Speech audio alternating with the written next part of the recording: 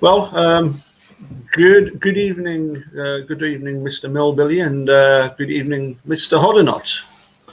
How are you doing? Good evening, Mr. Capaldi. I'm well, thank you, other than my fuzzy screen. So, apart from that, good. Yep. Actually, it's not good evening, is it, Milbillie? It's good morning, very, very early in the morning. What's it, about 4 o'clock? Exactly, yep. 4 o'clock, yes. Yep. So first of all, apologies for not being able to do something yesterday. My fault entirely. I had a pupil that normally I do in the afternoon across at Peebles, and he said, no, I can't do afternoon. Can you do morning? I said, yeah, that's fine. And I'd completely forgotten that we normally do Monday morning. But anyway, we're here. Dr. Stiltman's still recovering from his cheese rolling training exercises over there in Adelaide. Is it hilly? Is it quite hilly near Adelaide? There are hills around Adelaide. Yes, there are. Yeah. Yep. Where he can practice cheese rolling. Yeah. You know what the hills around Adelaide are called, Paul? Mountains. No, you'll find this quite remarkable. Yeah. The hills around Adelaide are called the Adelaide Hills. That's what they're called. The hills of Adelaide, right? Okay. Yeah. Yes. Yeah. Well, I mean, very, very beautiful there, I should hasten to add. The Adelaide Hills are very spectacular. So. I like it when we get some of these more Australian names. We got us. Okay. Yeah, we got it. All right. Yeah. All right. Sorry. No, you're okay. You okay, Milbillie? You look as if you're outside Warpine Correctional. He is. That is correct. Yep. 1859 it says on the sign. I think it is 1859. It was first constructed. It looks like one of those prisons from the Shawshank Redemption type style. Yeah. So, yeah. I like some of the. This I built like a castle with the 4 towers. Yeah. Yeah, it is, isn't it? Yeah, I like some of the Australian names. Like I know Eunice has got friends that live in Deniliquin.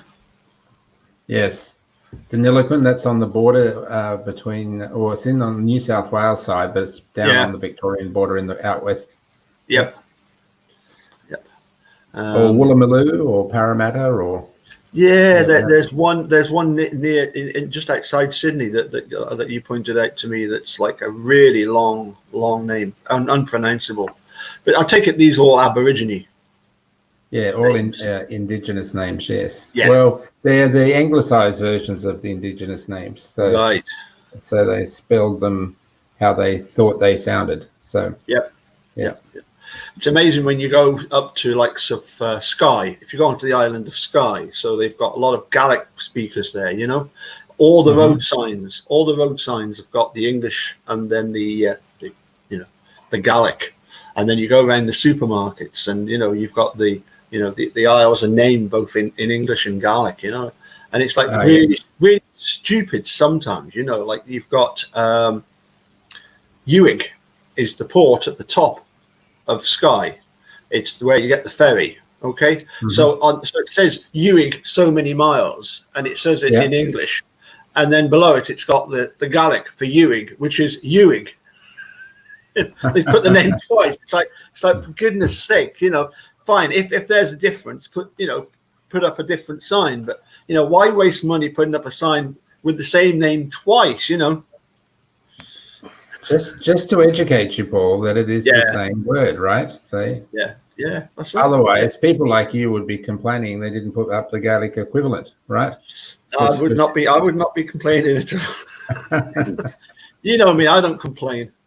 Hey, talk about complaining. There was one champion mumper, and he was a bloody good champion mumper, wasn't he? Yes, especially when there was not a lot of Dr. Pepper around, that's for sure. Exactly. So it was like he really went off the deep end when that was in short supply. Yeah, he did indeed.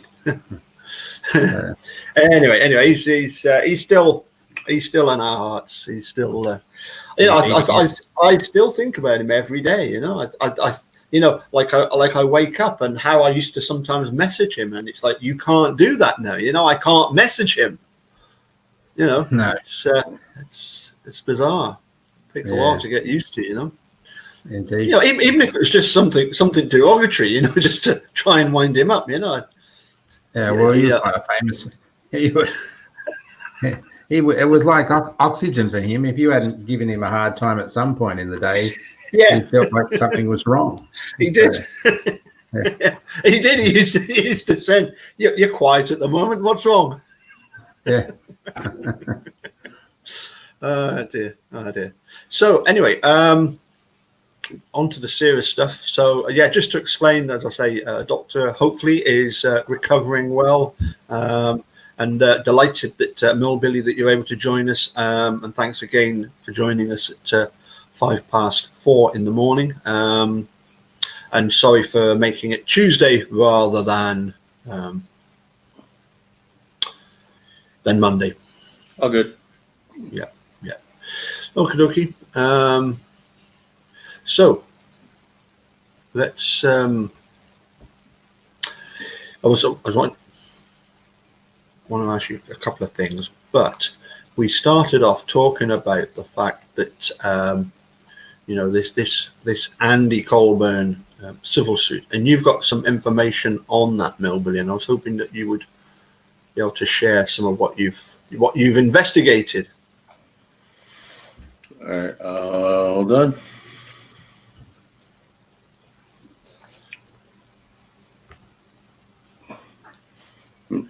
I don't know if you guys will be able to read this, but on the 23rd of November, there was a bunch of activity in this case. It all started November 9th, the same day that the state of Wisconsin responded in Stevens' case. Coincidence? I don't know. Strange. But on the 23rd, there was a summons return unexecuted. Then there's a declaration on file. Then the reply brief in support of the motion from whatever. Colborn had to resubmit some evidence, and they did that. So that's now been declared, and there was statements of fact on both and proposed finding of fact. And now on December 17th, Judge Ludwig will be seeing Colborn versus Netflix case. There'll be a telephone status conference. So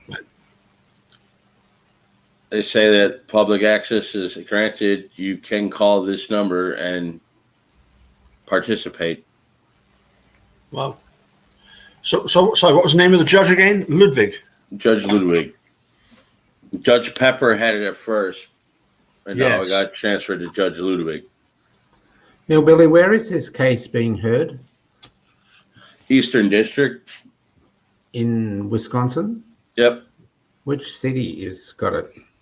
I believe this is in Milwaukee. Right. Okay. Yeah.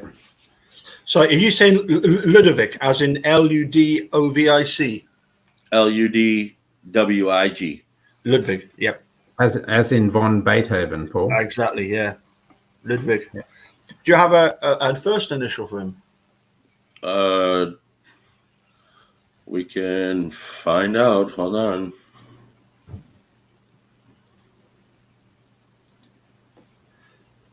But he's on the civil side of things, is that right? Yep. Yep. Because basically then he's in the same sort of court as William Duffin, but whereas William Duffin obviously looked at conviction and threw out the confession, this is civil, I assume, yeah. Mm-hmm. Okay. But William Duffin is in the federal court, is he not?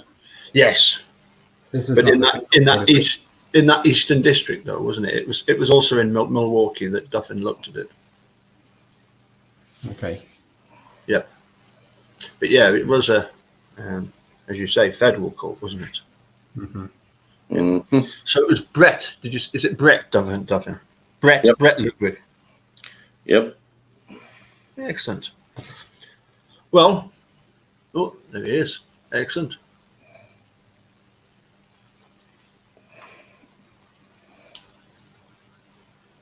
Yep. I mean, not that it tells us a great deal. I don't think. Although sometimes it's good to look at people's previous decisions, and certainly the way that Paul Riley's been looking at Steve's case recently. Remanding it twice. I mean, that was unprecedented, wasn't it? Mm-hmm. Well, that's unprecedented because you have unprecedented behaviour of Justice Sukovich. So Yes. Yeah. And I discovered that one of the other judges in Sheboygan. Well, he's 51 years old. He was born in Marshall, Wisconsin, 1969. He was appointed by Donald Trump. Well, District Judge, United States District Court, Eastern District, Wisconsin. He's a former judge of the United States Bankruptcy Court for the Eastern District, Wisconsin. right. mm-hmm. University of Wisconsin, Stevens Point, Bachelor of Arts. He also went to University of Minnesota. Doctorate.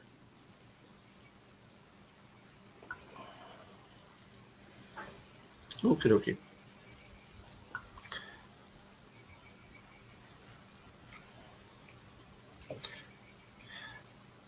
Yeah, February 26, 2020, he was nominated by Donald Trump. Right. Okay. Now, as I was saying, in the case of Paul Riley, he's dealt with other judges from Sheboygan that have basically done the same thing and have assumed, far too much, shall we say, power and authority. And in one case, this judge actually went against the prosecutor who wanted to dismiss the case, and the judge decided no, that he wanted the case against this 20-year-old Mexican woman to continue. Did you see that one? I don't believe so. No. Ridiculous how they're just given this power and just abuse it. Now, I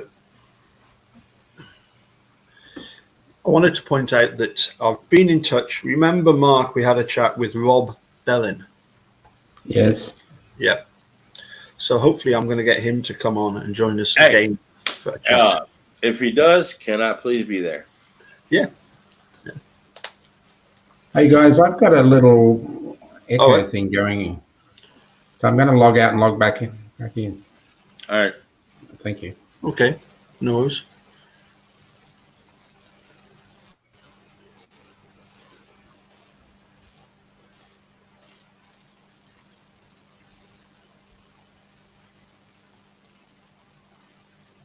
And he was gone. Yes, Rob's interesting, isn't he? Because he was. Well, he knows Kratz. He does, and he knows him. He knows him from the point of view that he was one of his defense attorneys. He was actually the one that defended or tried to defend Kratz in the Stephanie Van Groll case, which she was the one that was the sort of first accuser.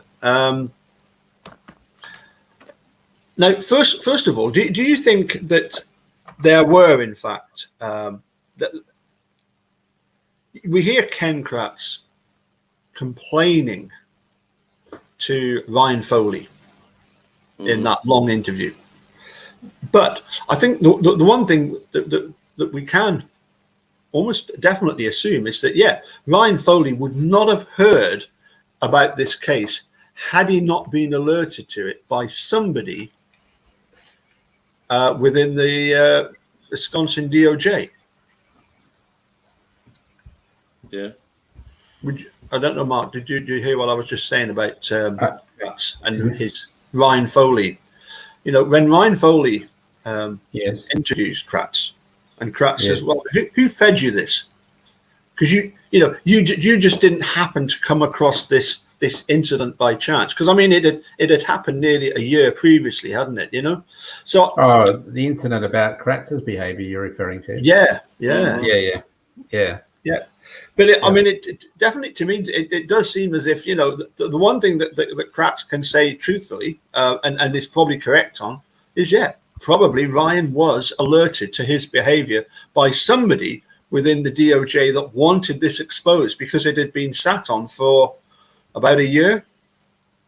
Well, you can only imagine the amount of connections that journalists have with, people in the police and in the court system, in the justice system. It's the so-called leaks that happen that's just part of the environment of that particular world. So if you want to get some dirt on someone, you report something to the media. So, and some of it'll stick. In Mr. Kratz's case, most of it was he was covered in it. So they just had to ask the questions. There was a case in Hawaii. Hi, Trav. The Supreme Court just sentenced the police chief and the district attorney, the police chief for 13 years and the district attorney for 8 for framing somebody. Yeah. They framed their own family members. The district attorney was the sheriff's wife. Really? And they framed their own family members because basically they were doing something illegal, and instead of going down for it, they put it off on their other family member and let them took the rap. Wow. And they all got busted. Good. They just got sentenced 1 to 8 years and the other for 13. That's like when you get a speeding ticket and you're driving someone else's car, and you ask someone else to pretend they were the drivers because you don't want the points, right? So, Yep. Same principle, but a bit more serious. Yeah, I mean, it just beggars belief, doesn't it? I mean, it's like I used to say to the dude, do you really think that, like, for example, if Bobby is involved in Teresa's disappearance, he would let Brendan suffer so long? And he's like, well, it's you would hope not. You would hope that somebody would in that situation would say, look, you need to let this guy go because it wasn't him. It's always bothered me the majority of these officers are all from narcotics. Even the Department of Justice, they insert themselves before the car is even found on the property. Yeah, that's absolutely right. Yeah. Well, isn't Remica head of the Metro units, the drug Metro that they use it called? Metro drug unit. Yeah. And I mean, at one time there was, he was involved in that unit back then, wasn't he? Yep. Because is there not some suspicion that Carmen Bootwell dies on the Wednesday of an overdose of a substance that's given to addicts as a substitute? It was Thursday. Was it? In the morning, the same day Teresa is reported missing. Yeah. The 3rd. Sorry, the 3rd. Sorry, yes, yep. But she died of an overdose that could. Well, she died of a mixture of alcohol and methadone, which anybody takes that, you're dead. You're dead. Right. She basically just suffocated us. Right. Isn't methadone something that's only administered by a pharmacist and they watch them take it?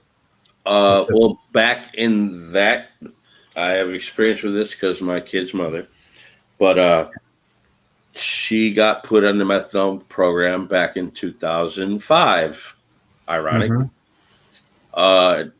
Monday, well, they weren't open on Sundays, so Monday, Tuesday, Wednesday, Thursday, Friday, she had to go to the clinic every day, and they give her dose for the day. Yeah. On Saturday, she had to bring a lockbox with her, and they'd give her dose for Saturday, and then they'd give her dose for Sunday to take home with her. Right. Mm-hmm. There's multiple different forms. There's pill form, liquid form. Okay. And if you take something not knowing what it is and mix it with, so that's how people die. Yep, absolutely. Yeah.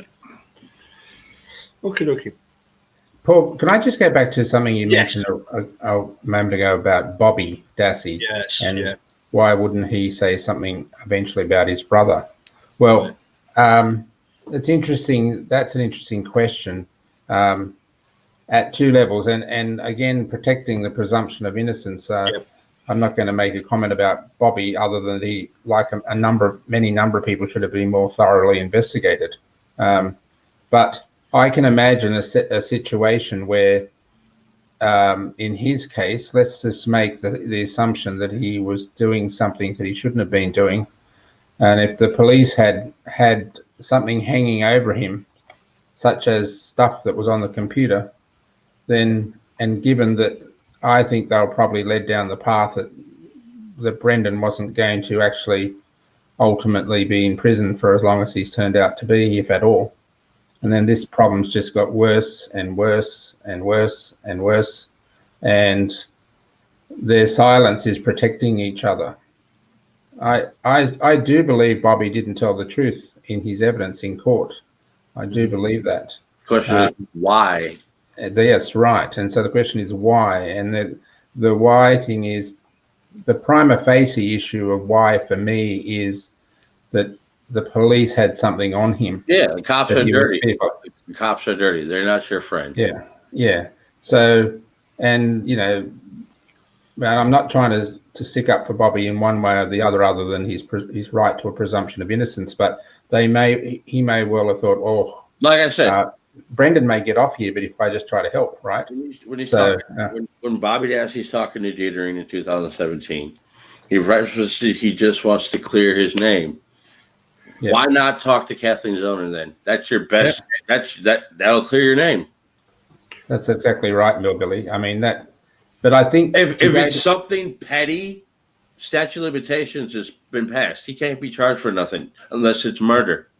Yeah. And although I wonder whether I don't know enough about the criminal law to whether he could be charged with being look at Gregory Allen.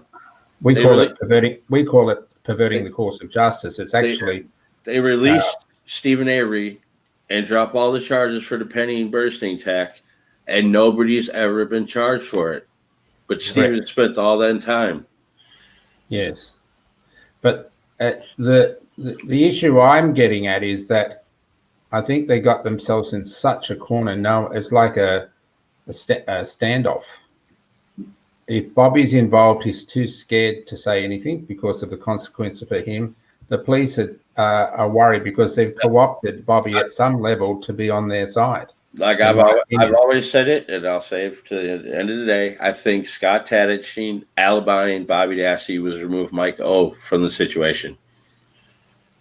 What? Say that again, Milbillie. Will you say that again? Scott Tadich alibying Bobby Dassey is remove Mike O. Yep. Yeah. He his statement written in queso is a huge red flag.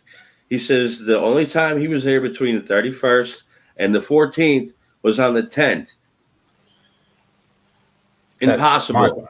Michael O you're referring to. Yes, Mike O. Yeah. Stephen Avery was arrested on the 9th. Yep. Not to mention the whole damn fucking Avery property is locked down. Nobody can get in there but law enforcement, Ryan Hilgis, and Scott Blodorn. Yeah. I mean, Michael O, along with a number of other people who weren't thoroughly investigated, but Michael O is probably with due respect again to his presumption of innocence, is probably the one we know the least about. Oh, yeah. You wonder why that is, don't you? Yeah. Yeah. Again, he hasn't come out and spoken to Kathleen Zellner. So, I mean, the thing is, Mark, you know, we're saying, you know, that they weren't investigated into from the point of view of the discovery that was given over to Dean and Jerry. Yes, there wasn't much done in the way of discovering stuff about them, but obviously, you know, you take the computer, for example, it was taken away, it was analysed. They discovered what was on there and then obviously decided not to use it against Brendan when they claimed it's Brendan's. That, you know, it must have been a huge leverage. When you see that, you know, Bobby with his, you know, his computer, and, you know, you wonder, well, who was it that took the blood from the sink to plant in the RAV4? You know, how did the day planner end up in Ryan's hands? You know, seems to me you've got, you know, you've not necessarily got a conspiracy of people knowing what everybody else is doing, but you've got other people doing their own little bit, haven't they? Yeah, you might recall, I think I have it sitting on my desk here somewhere. I don't know if I can put my hand on it. This little thing I drew, it was almost for my own benefit. Yeah, this was my little chart of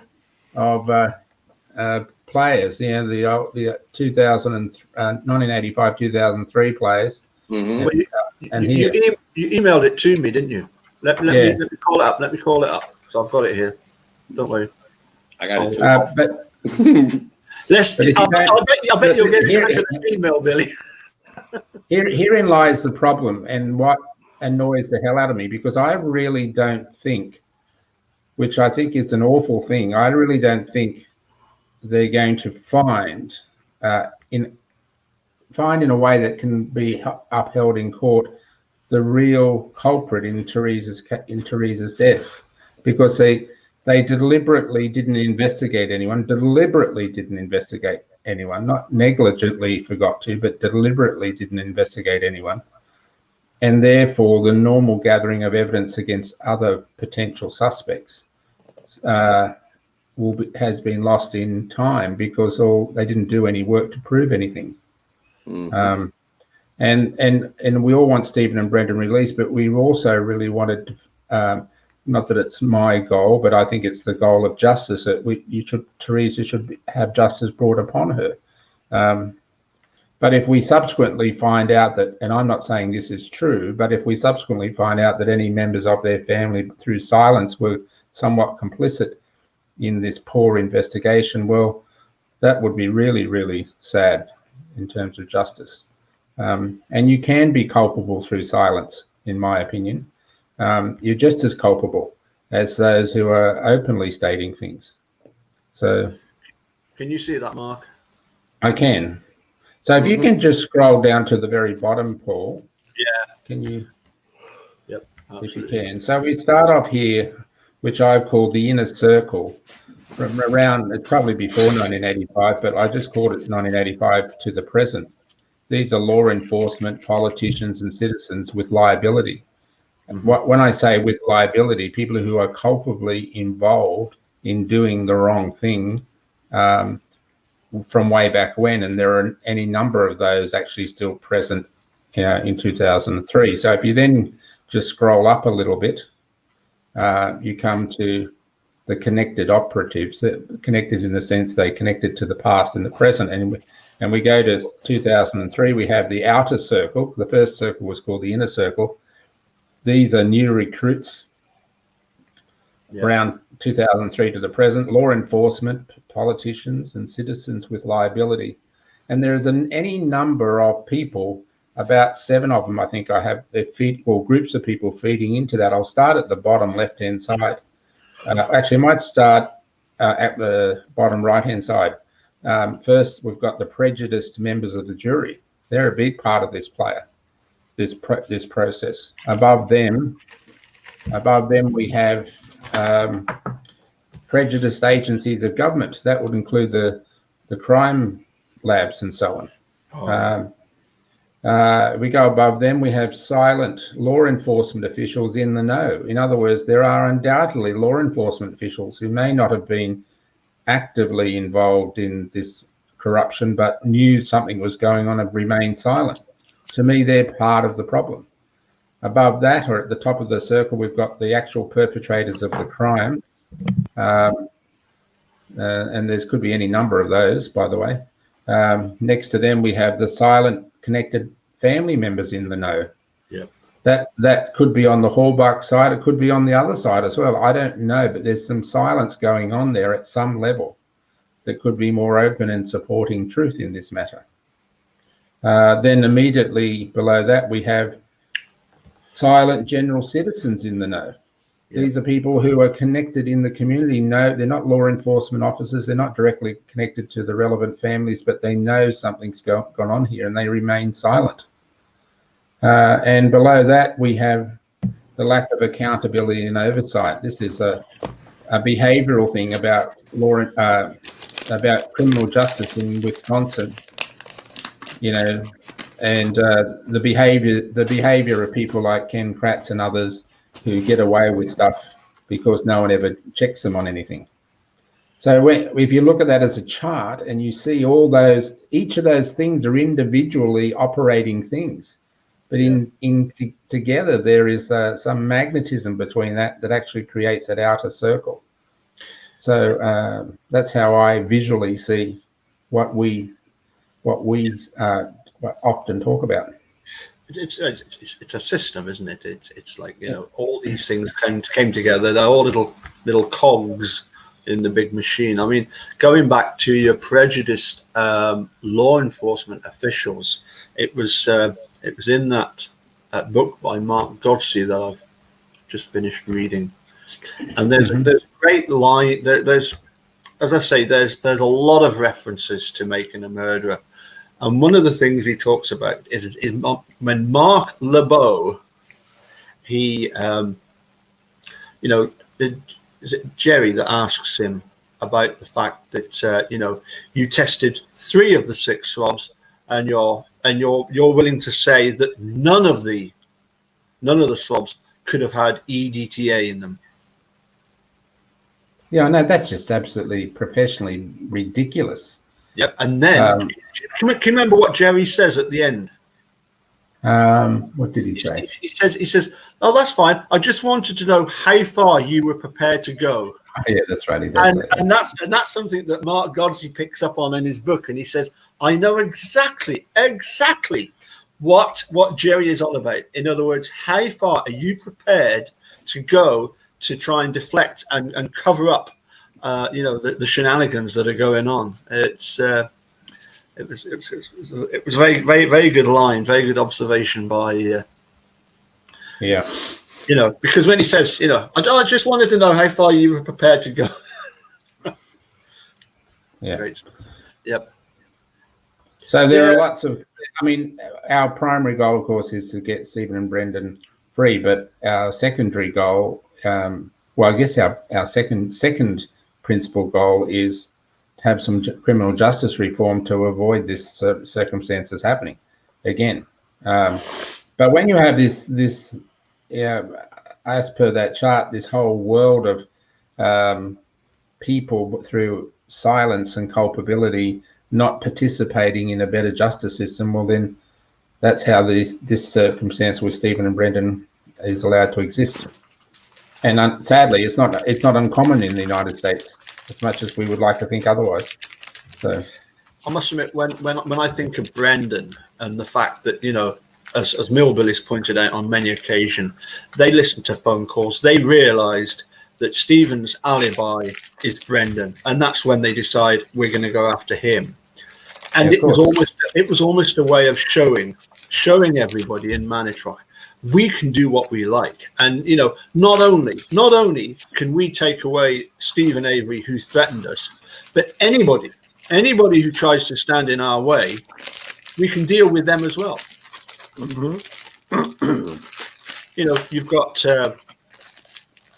they're doing it. They're also doing it in the world that we presently have, and they didn't at the time, and that is the spotlight. They weren't aware of the spotlight that was being focused on them that was going to be revealed, a decade later. Oh, yeah. They didn't. So another thing Stephen says in his November 9th interview, he brings up Ricky Hostetler. Yeah. Mm-hmm. Well, he's mentioned him before, hasn't he? That he knows that the sheriff had to get rid of his truck. He writes that in a letter to, it's not Anjanette Levy, it's the other one. What's her name? Colette. Yeah. What's her name? Colette. There's so many of them. Colette Henry. Colleen Henry. Is it Colleen? Colleen. Yeah, she works for Channel 12. Yeah. WISN. Yeah, absolutely. The bottom line is that we're left with a situation where, despite what we might otherwise like to think would occur, that we're left with Kathleen Zellner's efforts to follow the legal course of presenting newly discovered evidence that would give rise to uncertainty about Stephen's conviction. That's basically the path she's following. And the current Court of Appeal deliberations are there to determine whether... My question is, what else did they hide besides the computer info? Oh, yes, of course. We only know what we know, right? Exactly. You might find, Milbillie, when the cards start tumbling, in exchange for some immunity, you might find a few more lesser lights coming out and talking. So we might learn a lot more when we get further down the track, because they're all in the line of fire here, both retired and active, if they've knowingly not disclosed information that they knew professionally they had an obligation to do so. So. Well, yeah, I mean that is a huge problem. I can understand why prosecutors wanting to secure a conviction are not going to share information, and there's nobody saying that they have to. Yeah, they've got this immunity. You know, it's totally bizarre. The truth is, if you look as Milbillie has spoken of many times, you look at the circus that was going on Cuss Road that day. Yeah. That there was a large number of law enforcement officers involved over there and people with equipment, etc. There'll be some names amongst them that we don't know or don't know well that will be aware of what was going on, right? Well, they claim nothing of importance was found on the 7th, so why did they come back the next day? Yeah. Well, they're going to say that, aren't they? Because it's just like saying nothing of evidentiary value on so-called Brendan's computer. It's the same deflection argument. And then they let the dogs in. Yeah, exactly. Yeah. So I'm very confident that as much as I can be, I'm very confident the Court of Appeals will go on the front foot on this matter. They won't dismiss the appeal. So, and they'll at a minimum go to the evidentiary hearing at a very minimum. Well, particularly because that's what even Fallon was expecting. You know, back in 2017, everybody expected it to go to an evidentiary hearing until Angie Sutkovich gets word of the fact that they're going to start trying to look at the RAV4 and schedule when she can go and have a look at it. And guess what? 2 days later, shuts it down. Yeah. Yeah. Well, that's just a deferral tactic. That was never going to work. Yeah. So, What do you make of Ken Kratz in regard to his, writes his book, sets up his YouTube channel, was constantly on Twitter under various guises. Now, all of a sudden, he's gone. Moved out of Wisconsin, sold up his house in Appleton, and he's gone. What do we make of that? who knows? What do you make of Ken Kratz generally? I mean, there's nothing, with due respect to him, there's nothing about him that you would say was normal. So, well, having read the book about a lot of prosecutors in America, unfortunately, his sort of tactics are not uncommon. Oh, no. I just watched, are you familiar with Kyle Rittenhouse? The guy, the 17-year-old. I've heard the name. 17-year-old that shot 3 people, killed 2 of them in the riot in Kenosha. Oh, yes, Well, yes. the district attorney for Kenosha reminds me of a miniature Ken Kratz. Right. How old is he? Really? How old is this guy? 17. And what's his name again? Kyle Rittenhouse. Rittenhouse. Aye, right. Yes. So Yep. so during the riots, he shot 3 people. He lives in Illinois. His In 18-year-old Illinois. friend. Okay, his Yeah, 18-year-old just down the road. his 18-year-old friend bought him an AR-15, a hunting rifle. Right. He knows somebody that owns a business in Kenosha. He went there with a bunch of people to protect the business. All right. From what I've seen, watching the little hearing that had, he's going to beat this 100%. It was self-defense. They got video of everything transpiring prior to it, during, and after. Basically, he was chased by a group of people that had guns. He defended himself, then ran from that crowd, got attacked, and shot 2 more people. Yes, he shouldn't have been there, but he was defending himself. It was chaos. Yeah, I must admit, if it was me, I would be miles away from any of that. You know. Yeah. I don't know how you're going to defend your businesses. We saw that so often during the riots, didn't we? Both the people that shot had guns, and there's video evidence of them having a gun. It's not all 3 people that he shot had a gun at some point in that night. In video, still frame, photography, everything. But it's going to trial January 5th. So that's quick, isn't it? 6 counts.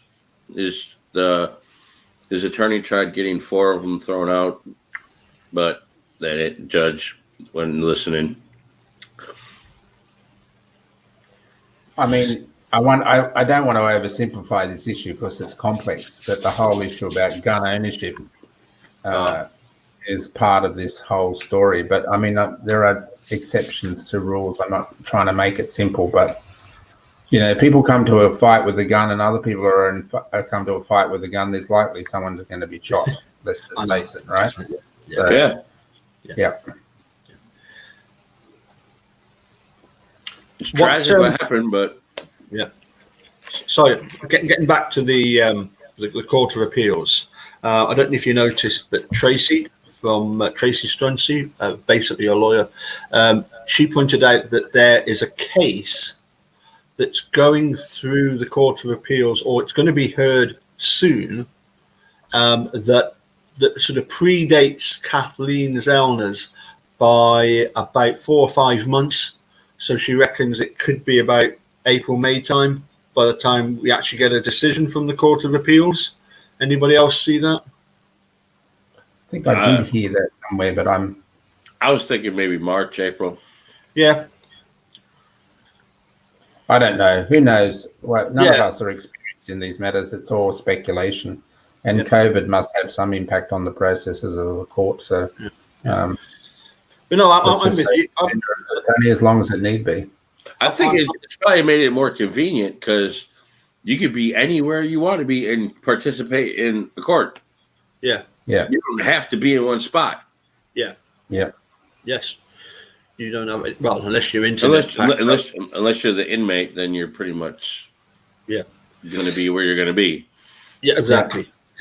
But I mean, I'm with you, Mark. That I think definitely we're going to get an evidentiary hearing. The fact that Paul Riley so far has really done the right thing all along with this process, hasn't. No, looks like Mark's on his way. So it might be a question for you, Milbillie. You think that Paul Riley's done a good job of handling the appeals so far? Yeah. In that he's, remanded the case twice. And I like the tone of the last one that he remanded. He seemed annoyed at Angela Sukovich's behaviour. Mm-hmm. Sorry, boys. There you are. A second. Yeah. You were saying, I'm sorry, I'm So- interrupting the thread of the conversation, but yeah. about the entry hearing. Yeah. Yeah, I was going to ask your opinion. Do you think Paul Riley's been reasonable so far in his? Yeah, absolutely. I mean, my observation is that when you get to the Court of Appeals level, you're dealing with another class of person. I don't mean in a personal sense, but in terms of intelligence and ethical behaviour. And so there's nothing in the Court of Appeals activities, albeit it's been fairly brief to date, that makes me feel uncomfortable about how they're doing things. So at the local court level, down in the around the traps, that's another story altogether. Yeah. Those guys and girls are, it's a bit of hit and miss as to how professional they'll be. But at the appeal court level, I think we're going to get a fair go. Well, I think when Jerry summed up for me beautifully when I asked him about this, this Patrick Willis, how on earth, why on earth was he the way he was, and I'm sure the same with Sukovich. It's simply that they want to be re-elected, don't they? And they don't want to, as I say, they don't want to have a situation where, oh, by the way, Packers, superb, 9-3 now, yeah. How did you come to that? Not in mid-conversation to get to the Packers. It's just that when judges are running for re-election, you can't imagine any of them during the half a minute gap in the Packers game coming on and saying, I decided that I thought I needed to really carefully assess this case. I know it was controversial. I know a lot of people think that, I'm a bit soft on this, but I evaluated the case, Well, a judge isn't going to be like that, are they? They're going to say, we're the ones, we've got a really high conviction rate, blah, blah, blah, blah, blah, blah. We're tough on crime. And that's what people want to hear, isn't it? It's... I get Mike Sukovich's way she is. One of the good examples of the difference between the appeal level justices and the local level, if you go look at Ryan Ferguson's case and his evidentiary hearing, and the judge who had a handle of that and was almost like licking the boots of the prosecutor who was under oath there. What was his name? Kevin Crane. And he was now a judge, wasn't he? By that time. And all the evidence that was presented there was strongly in Ryan Ferguson's favour, and then that judge ultimately ruled against Ryan, and much to Kathleen Zellner's shock and being upset about it. But then when it went to the Court of Appeal basically just let Ryan go straight away, right? Yeah. They just looked at the facts of the case, the evidence that had been presented, and said he can be released. They didn't even ask for a new trial or anything more than that. Yeah. Mm-hmm. She gave oral arguments to it, and that was it. Made a submission, gave oral arguments to it, and they just ruled that he should be released straight off the Court of Appeal. So that's what you want to see professional. I mean, let's assume the merits justify that. You also want a Court of Appeal not to do that if the arguments aren't strong. But in Ryan's case, and in Stephen's and Brendan's for that matter, I see that messed up case. It was in Michigan, I believe. 2 teenage boys. Basically, kid went over to his friend's house. His friend killed his parents, and he was there when it happened. He pleaded not guilty because he didn't do anything. He just witnessed it. Yeah. The perpetrator actually took a plea deal, and he got released already. And the guy that pleaded not guilty to doing it, he just witnessed him, didn't participate in anything. Yeah. He's still in prison. Yep. So he got charged with the murder as well. Yeah. And because you have this rule that Stephen's under as well, and that is that if you don't admit your guilt, you don't get parole, right? Yep. So Yeah. And the fact if you take a deal, you know the amount of time you're going to get. Whereas if you don't take a deal, they're going to they're basically going to give you 3 times as long. Yeah. Anyway, gentlemen, I'm going to have to head off very, very shortly because I've got another appointment. And I know that for you, Mark, it's coming up for nearly 10 o'clock at night. And for you, Milbillie, nearly 5 in the morning. So just quickly, just to recap, how's the sports scene doing? How's the Australian rugby going? For those who are really interested, the season's over. So that's probably the best. We're into the cricket now. So what's happening with the cricket in Australia then? Oh God, Paul. It's, we're playing India in a T20 game tonight. So yeah, the Test series hasn't started yet. We'll do in about a week. Also, yeah. And Milbillie, how's the Packers doing? I guess they won again. I don't pay attention really. Do you not? Oh, I do. I woke up to see what the score was. I woke up to see, but also, I stayed up very, very late on Sunday night, Monday morning, to watch Trump getting beat. What? Getting beat? Yes, he lost the snooker final against the Australian Neil Robertson. We're on a course about the world #1 snooker player Judd Trump. Oh, God. I'm confused for a second. As soon as that current sport that has the name Trump in it that's going on in the United States is over, yeah, the better it'll be, and people can focus on the big issues that every country needs to focus on. Yeah. And be a good sport and recognize that, you lost and lose graciously. Yep. Unfortunately, that's a bit on deaf ears when it comes to the current incumbent. So, yeah, I'm going to answer Travis's question here. There was a test match between South Africa and England, which was known as the Timeless Test. And after 8 days, it was the final test match. And after 8 days, there was still no result.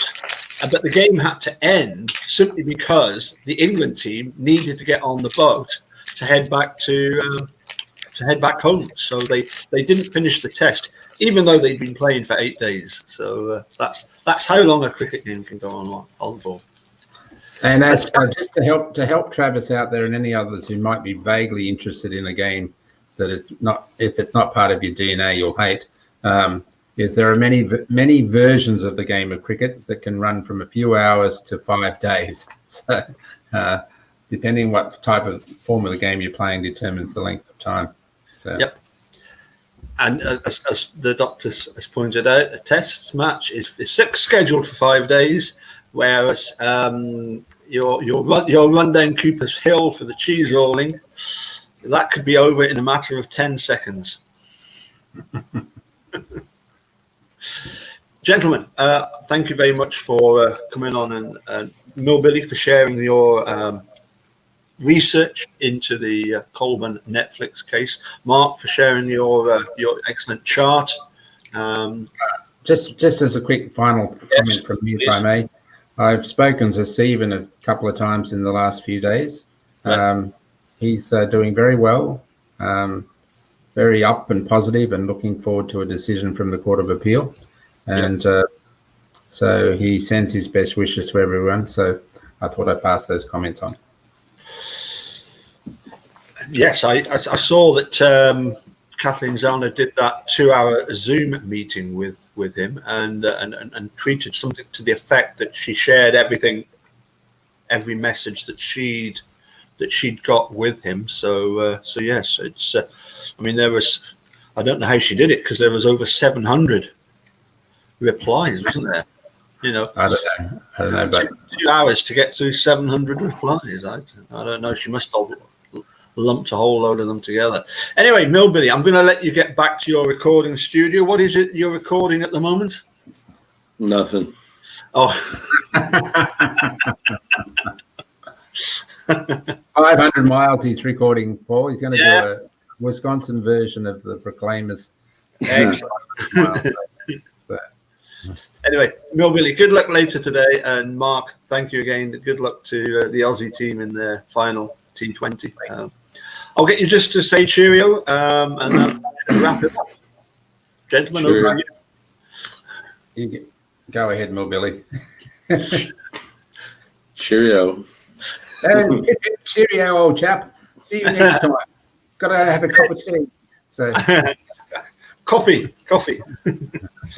Thanks, see you guys. guys. We'll catch you soon. Bye for now. Bye-bye. Bye-bye.